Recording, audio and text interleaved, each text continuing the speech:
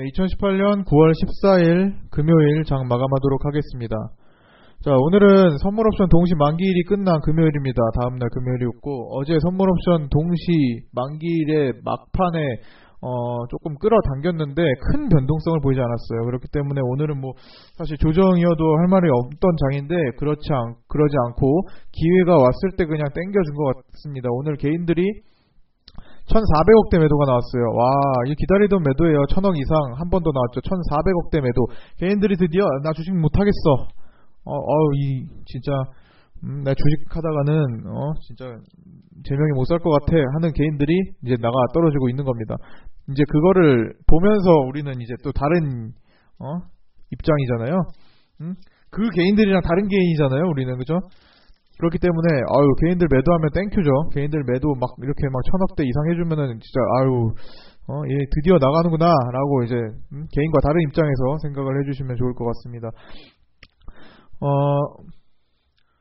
그리고 오늘 코스피도 보면은 개인들이 5,000원 가까이 매도했어요. 보통 코스닥의 3배 정도가 이제 나오는데 코스피는 그 물량이 만약에 코스닥이 한 투자 주체가 1,000억 정도 움직인다면 코스피는 한 3배 정도 보시면 돼요. 그러니까 1,000억이면 3,000억 정도.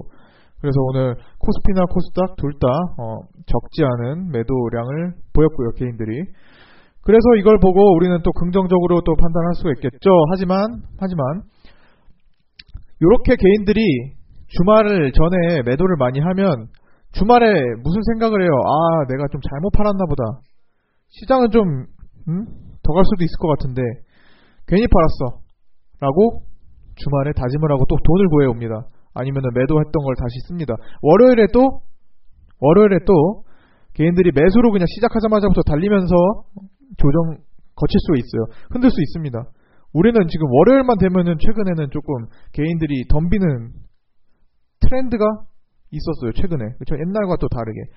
옛날에는 금요일만 되면 안 좋고, 그렇죠? 월요일은 좀 원래 그런 경향이 있었지만 금요일이 안 좋은 경향이 있었는데 요즘에는 금요일이 점점 나쁘지 않은 시장이 되고 월요일에 생각을 천천히 해본 개인들이 접근을 하면서 안 좋은 시장이 조금 펼쳐지는 경우가 많아요. 그래서 오늘 그렇게 많은 매수를 하거나 이렇게 적극적으로 할 필요는 없었습니다. 그래서 뭐 특별하게 많은 얘기를 나눌 것도 없었어요. 그냥 갖고 있는 종목이 올라가는 경우에 뭐 이제 대응을 하는 경우 정도. 나머지는 내일 다음 주에 천천히 보시면 되죠. 어차피 다음 주에는 또 그럴 거예요. 다음 주 추석 앞두고 있는데 뭐하러 이렇게 적극적으로 해요. 추석 앞두면은 또 매도 욕구가 또 나올 수도 있고, 일단 금요일까지 현금화 시키려면은 수요일 정도에 매도해야 되잖아요. 그래서 월화수는 사실 긴장해줘야 되고 좀 경계도 해줘야 돼요. 추석 연휴 앞두고 나서는 그렇게 무리할 필요도 없어요. 하지만 또 그렇다고 해서 또 너무 지금 시장에서 추석 앞뒀으니까 아무것도 안 해야지라고 할 필요도 없습니다. 그런 정도의 위협적인 시장은 아니에요. 글로벌 증시 상황이나 전체적으로 지금 뭐 금리 인상에 대한 얘기가 좀 나오고 있는데 이미 다 알려졌어요. 시장에서는 금리가 이제 더 이상 크게 작용하진 않아요. 물론 어느 정도는 움직임이 있을 수 있겠지만 지금 금리로 겁을 줄 만한 시장은 아닙니다. 뭐 우리나라든 어떤 것도 마찬가지로. 미중 무역 전쟁도 다소 예전에 비해 굉장히 영향력을 줄고 있어요. 그러니까 미중 무역 전쟁의 영향력이 많이 줄었어요. 금리 영향력도 많이 줄었어요. 자, 여기서 또 다른 게 새로운 게 생기려면 뭐가 생길까요? 앞으로 그거는 이제 뉴스를 보면서 연구를 해봐야겠죠. 대응을 해봐야겠죠. 하지만 일단 지금은 그동안의 하락장을 마무리하는 단계가 계속 진행되고 있는 겁니다. 오늘 증시 위치 한번 보세요. 이렇게 올라가는 날은 가지고 있는 것들이 좋아지는 날이기 때문에. 자, 얼마 전까지만 해도 8월 16일에 이거 장대 음봉 막 뚝뚝 떨어질 때 어떡해요. 종목들 여기서 그냥 다 털고 나간 사람들이 얼마나 많아요. 그쵸? 이거 시장 폭락해서 이거 끝나나 보다. 증시 이거 망했어. 우리나라 증시 끝났다. 700포인트 밑으로 가고 다시 원래대로 돌아온다. 500 이거 올라가기 전까지 라고 하면서 여기서 겁먹고 판 사람들이 얼마나 많을까요? 개인들은 물론 이 내려오는 동안 실질적인 수급 자체는 매수였어요. 하지만 슬쩍 올려주면 여기서 다 매도를 했잖아요. 그러니까 최저점에서 살짝 올라왔을 때 개인들이 안도감에 의해 그거라도 먹고 떨어진다는 심정으로 매도하고 나가 떨어집니다. 그리고 나서 올라올 때 잠깐 다시 생각을 고쳐먹어서 개인들이 다시 매수한 걸 지금 다시 매도를 하고 있는 거예요. 조금 찔끔 흔드니까. 기간 조정 짧게 거치고. 자, 시장이 구름대 위로 올라갔어요. 그죠? 제가 항상 강조하는 그 구름대 위로 시장이 올라갔어요. 시장. 종목이 올라가는 것 가지고 매매를 많이 했는데 시장 자체가 구름대를 뚫고 올라왔어요. 이 얼마나 아름다워요. 시장이 저항대를 뚫고 계속 나아가는 과정에 있습니다. 그 과정 속에서 대형주 위주로 먼저 움직였고 중소형 세력주는 시장이 안정화되면 한 방씩 빵빵 터뜨려주는 거예요. 대형주가 하루에 2, 3%, 많게는 5, 6%, 7, 8% 가면서 하루 가고 쉬고 하는 과정. 중소형 세력주는 그냥 가만히 보고 그냥 흔들고 있다가 한 번 가기 시작할 때 네가 그렇게 올라갔어. 나는 한 방에 상한가 간다. 이런 식으로 뻥튀기가 되는 겁니다. 그렇기 때문에 시장이 안정화되면 오히려 대형주를 매매할 수도 있겠지만 중소형 세력주 아직 못 따라간 거, 키 맞추기 못 된 거 접근해주는 게 더 바람직합니다. 그게 폭발 있고 그게 시원시원하게 계좌 바뀌는 길입니다. 지금은 시장이 어지간한 저항대에서 추세를 바뀌고 넘어가는 1차적인 시기가 다 지나갔어요. 그렇기 때문에 여기서는 한 방에 쏠 수도 있고 이제는 변동성이 생길 수 있는 위치입니다. 여기서 다시 한 방 쏴서 요 우물을 한번 파서 여기서 개인들 다 죽어나간 거 딛고 다시 한번 900포인트대, 1000포인트대로 달려갈 수 있는 상황이 될 수 있는 거예요. 하지만 반대로 변동성을 키우기 전에 한 번 더 쏟고 다시 한 번 만들 수도 있어요. 즉 지금 구름대 여기 상단까지는 다시 한번 밀었다가 다시 자리 잡고 시간을 끌고 10월 달에 갈 수도 있고 그냥 여기서 한번 솟아버리면서 위에서 자리 잡는 경우도 생길 수 있습니다. 이 올라갈 때를 생각해 보세요. 이 올라갈 때. 어쨌든 중요한 거는 지금 중요한 저항대를 뚫고 올라왔다는 겁니다. 여기 보시면 작년 2017년에 여기 일목상 구름대를 돌파하는 자리 어디야? 여기네. 여기 밑에서 돌파하는 자리 한 번 돌파하면요 여기다 한 번 돌파해서 안착하면요 그 위에서 계속 노는 성질이 있습니다. 그 위에서 계속 지지라인으로 받고 있죠. 구름대 넓은 구름대 공간에서 위에서 있죠. 그러다가 시장이 미중무역 전쟁 속에서 이 구름대 하단으로 밀려버렸어요. 그러고 나서 한동안 여기를 제대로 돌파하지 못하고 밀려있던 상황이었습니다. 그 기간이 길었던 거고요. 4개월 4월부터 8월까지 그렇죠? 그 기간 동안은 구름대 밑에 있는 굉장히 암울한 구간이었죠. 근데 지금 어떻게 됐어요? 다시 한번 그 묵직한 구름대를 완전히 돌파를 해놓은 겁니다. 그렇죠? 이제는 여기가 다시 어느 정도의 지지라인을 갖고 움직일 가능성이 매우 높습니다. 여기서 뚫리면 그만한 악재가 생길 거예요. 그리고 일시적으로 요 정도까지 뚫릴 수 있다고 보되 그게 800포인트 돼요. 쉽게 뚫리진 않을 겁니다. 여기 보시고요. 어지간한 악재가 있지 않은 이상 일단 위에 상방에서 이제 천천히 움직이면서 나아가 앞으로 여기 뚫린 공간에 열려 있다. 그리고 다음 매물이 많은 라인인 870포인트, 60포인트 라인까지는 또 수직으로 또 갈 수 있다라고 생각을 하시면 됩니다. 그러면 이렇게 보는 입장에서 지금 종목 주가 슬쩍 올랐는데 내려왔어. 그 슬쩍 올라간 거 못 팔아가지고 어떻게 예를 들어 종목 하나 예를 들어 볼게요. 뭐를 예를 들까? 내가 한번 코아스템을 예를 들어 볼게요. 자, 코아스템을 예를 들어. 요거 이렇게 흐름 만들어 가는데, 저번에, 여기,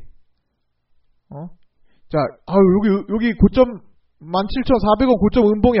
아이고, 저거 놓쳤다. 큰일 났다. 이제 어떡하냐. 다시 나누겠네. 이렇게 생각할 필요가 지금 아직도 없는 겁니다. 왜? 아니, 지금, 이게 10,000원에 있든 18,000원에 있든 15,000원에 있든, 그냥 뭐 흔들다가 결국에는 한 달 뒤에 2만원 갈 거면은 굳이 지금 저거 놓쳤다고 크게 걱정할 필요가 있어요? 그렇게 하루살이 인생이에요? 주식하는데? 그렇게 보지 말라는 거예요. 어차피 이 주식은 여기까지 갈 거면 예를 들어 요거 2만원 볼 수 있으면은 요거 흔들어도 2만원까지는 이렇게 볼 수 있는 시장이라는 겁니다. 그리고 지금 이렇게 흐름을 만들지 않은 이 라인에 있는 종목들 이렇게 움직이지 않고 아직 키 맞추기 안 됐는데 세력 물량 그대로 남아있는 종목들 세력들 계좌 100만주 지들끼리 딱 묶어놓고 어디 놀러가서 지금 여름 아직 뭐 휴가 시즌 어디 홍콩이나 가가지고 놀고 있거나 아직도 골프 치러 다니거나 이런 세력 매집 계좌 그대로 방치하고 있는 종목들 여기서 지금 들고 모아가면 돼요. 사실 어느 정도 분석이 된 종목들에 한해서 무조건 모든 종목은 아니에요. 미래 가치가 충분히 있고 내용이 있고 앞으로 나올 뉴스들이 있고 새로운 매집도 돼 있고 향후 실적도 좋고 실적 지금도 괜찮고 이런 것들 기술적으로도 나쁘지 않고 이런 것들을 지금 살짝 윗꼬리 단거 매도 못했다고 아쉬워할 필요도 없고 그러니까 지금 뭐 못 팔았다고 지금 걱정할 필요가 전혀 없는 단계라는 거예요. 어차피 시장 900포인트 가잖아요. 코스닥 900포인트 가면 어지간한 종목은 다 여기 지금 라인 넘어설 겁니다. 넘어설 거예요. 지금. 그러니까 계속 지금 말씀드리는 거야. 지금 올라오는 동안 계속 말씀드리는 거잖아요. 지금 지난주에 이런 얘기 말씀 안 드렸어요? 지난주에도 말씀드렸어요. 지지난주에도 말씀드렸어요. 왜? 그래서 지금 올라오고 있잖아요. 그때 걱정하지 말라고요. 올라오고 있잖아요. 지금 그래서 이 구간 동안 지금이 고점이 아니니까 그냥 놓쳐도 걱정하지 말고 그냥 두세요. 지금도 두세요. 지금도 두세요. 지금 올라오고 있잖아요.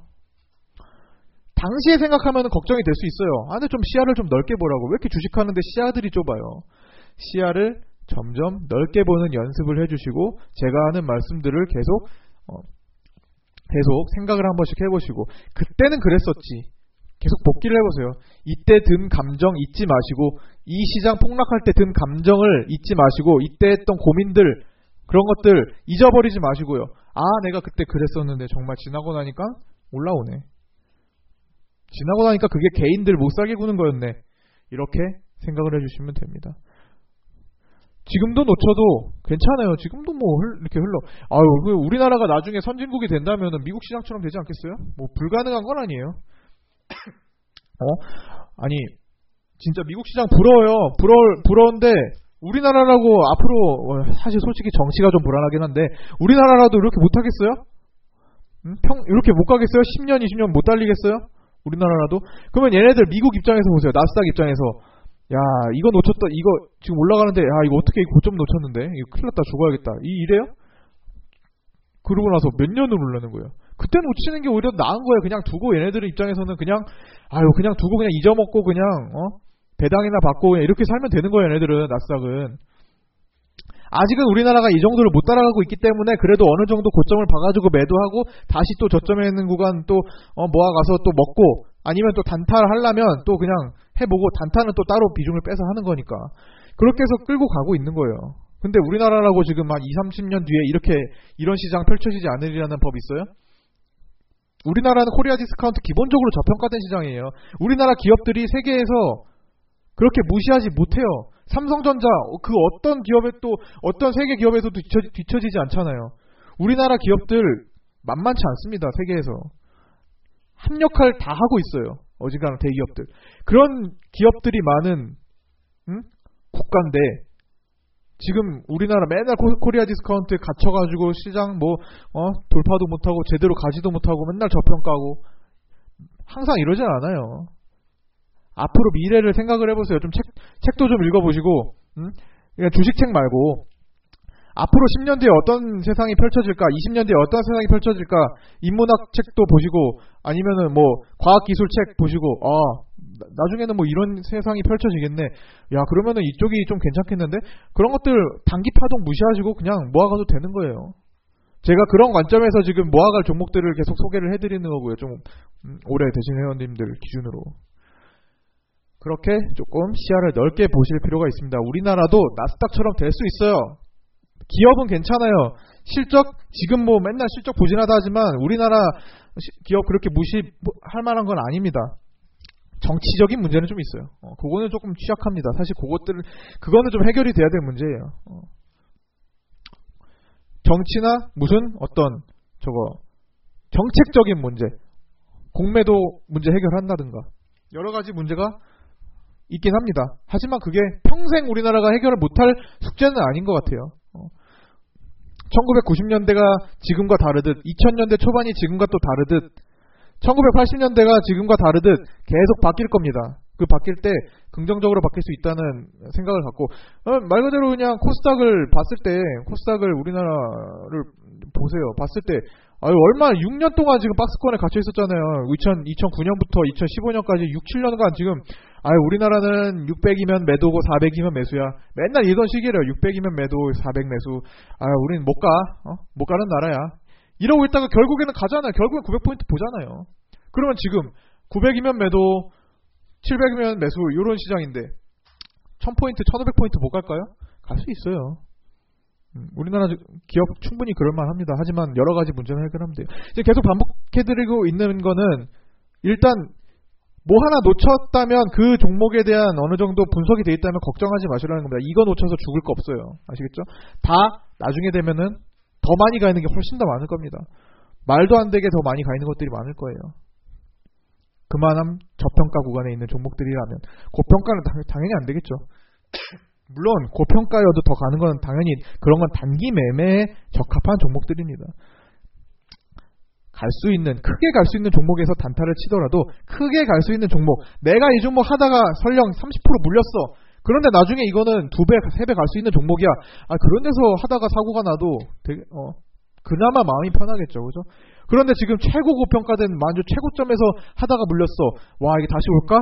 이 걱정하는 정도의 위치에서는 가급적 안 하시는 게 좋겠죠. 단타를 하더라도 앞으로 폭발할 수 있을 만한 환경이 갖춰진 종목들에서 하시면 됩니다.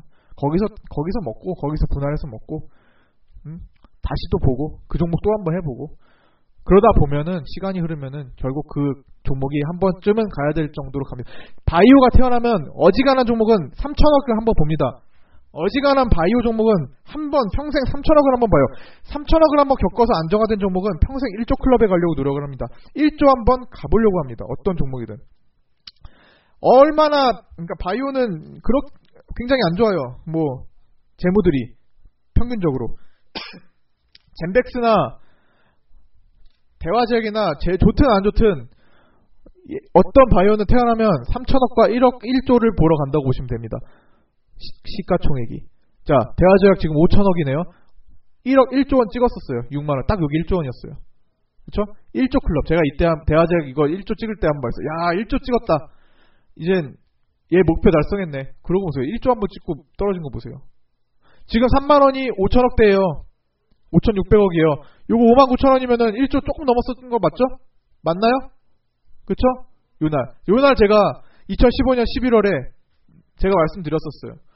대화제약, 제가 이거 대화제약 엄청나게 매매했거든요. 이거 올라갈 때. 진짜 대화제약 밑에서부터 잡고, 여기서도 많이 하고, 여기서도, 이것도 점상 2번 달린 거, 이것도,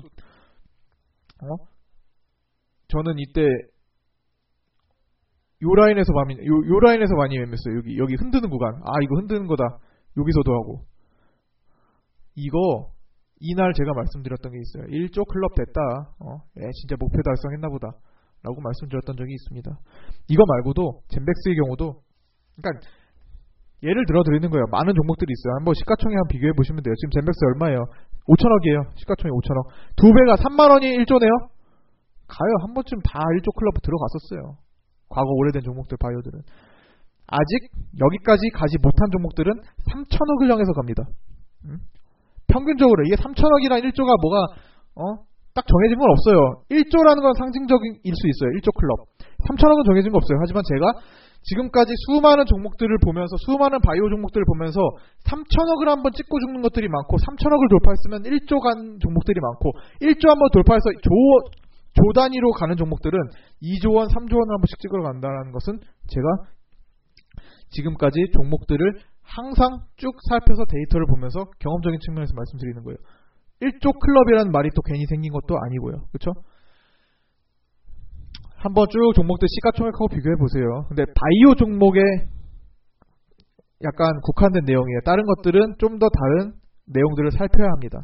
바이오는 실적과 무관하게 어떤 뻥튀기 되는 것들이 있기 때문에 그런 게 가능해요. 어떤 시즌이 오면, 바이오 시즌이 오면 참고하시고요. 자, 요 정도로 마치면 되겠네요. 주간 마감 방송을 한 건데, 주간 마감을 한 건데, 자, 저도 조금 계획이 없는 또 말씀을 또 드린 것 같아요. 하다 보니까 또 이렇게 됐어요. 맨날 하다 보면은 하고 싶은 말이 이렇게 많은가 봐요. 이렇게 오늘 이번 주 마치고요. 다음 주에 이제 추석 전주네요. 추석 전주에도 매매를 한번 노려보도록 하겠습니다. 계획을 잘 짜가지고 보이는데 너무 성급하게 하실 필요가 없는 시즌이니까 웬만하면 더 간다는 생각을 갖고 접근을 해보도록 하겠습니다. 자, 수고하셨고요. 주말 잘 보내시고 월요일에 뵙도록 하겠습니다. 자, 오늘 거는 뭐 필요하시면 반복해서 한번 보시고요. 녹화한 거. 자, 월요일에 뵐게요.